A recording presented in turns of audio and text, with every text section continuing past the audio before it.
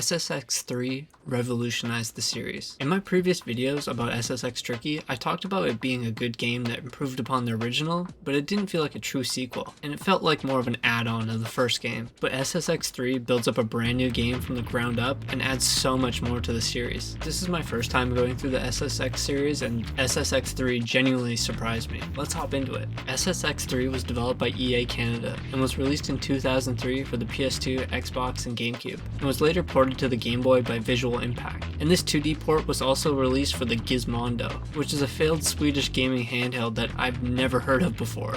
Like the previous games, I went and played the PS2 version for this video, which opens up with a cutscene that pretty much tells you all the new features for this game. One huge thing I noticed off the bat was the new updated graphics. The environments of the level look a lot better and a little more realistic, but the characters still have that Y2K look that I love. The environment might have gotten a little more realistic, but the tricks aren't. From the opening intro, you can see some crazy tricks getting thrown down. All of these tricks seem quite impossible to do, but snowboarders keep doing the wildest shit. Like I joked in my last SSX video about doing a kickflip on a snowboard, and then after that I saw someone actually do it. The opening cutscene then talks about 262 mountain camps that are located on one mountain, separated into 3 different peaks. I was told beforehand that this game had an open world aspect to it, and when I was dropped into the game, I picked Cowrie again. I was caught off guard by how much I liked it. I only knew it had a free roam aspect to it, but didn't know how it worked, and I prefer this so much compared to the previous games. You start off on peak 1 by dropping from an airplane into the mountain, and the controls are the exact same as the previous game, which made it easy to jump into doing some of the tricks, but they feel a lot more smooth compared to the original. They also kept the tricky meter to perform uber tricks, but it's called the adrenaline meter now. I feel like the controls were overall a lot more responsive in this game. Along with more responsive controls, you also get the ability to do new tricks, like tail and nose presses, which was missing from the previous game, along with many others too. You can then free ride around the mountain, find collectibles that give you some money, and you can stop at a lodge along the way and spend your cash on upgrades to your stats, or to change your character's gear. A way to get more money is to complete side missions along the mountain, or to follow the path to an event. You can snowboard from the top of the peak all the way down, stopping at the events, or you can fast travel to save some time. And the fast travel has really cool loading scenes that just show your character going up a gondola or something like that, and I think this is a cool bonus. I think with the addition of traveling the mountain and also finding secrets and extra missions along the way is so much fun. Sometimes it can be a little annoying in open world games where the world is so expansive and there's not a lot to do, but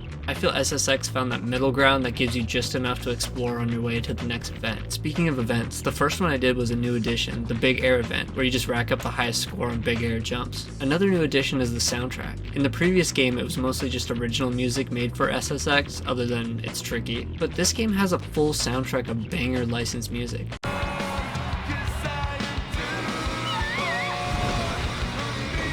Those banger hits carried over to the race event I did, and it's still 3 races that you gotta complete in the top 3 to win. I had a problem with this in the previous games, and I still have it with this game.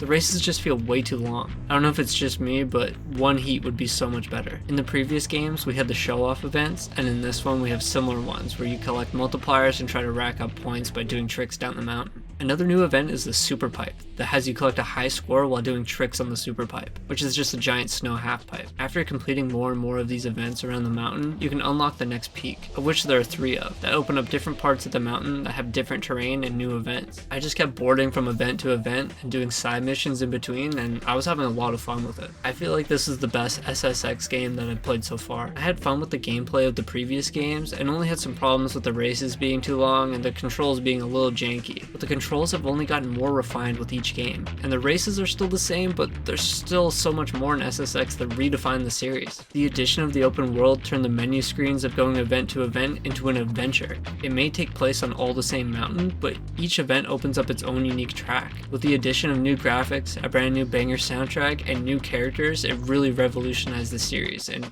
is a true sequel. As much as I liked SSX Tricky, I felt like it was more of an add-on game. I felt like SSX 3 should have been 2. Like, this feels like a true sequel. I really think that SSX 3 drove the series forward, and I look forward to playing SSX on tour next, eventually in my next video.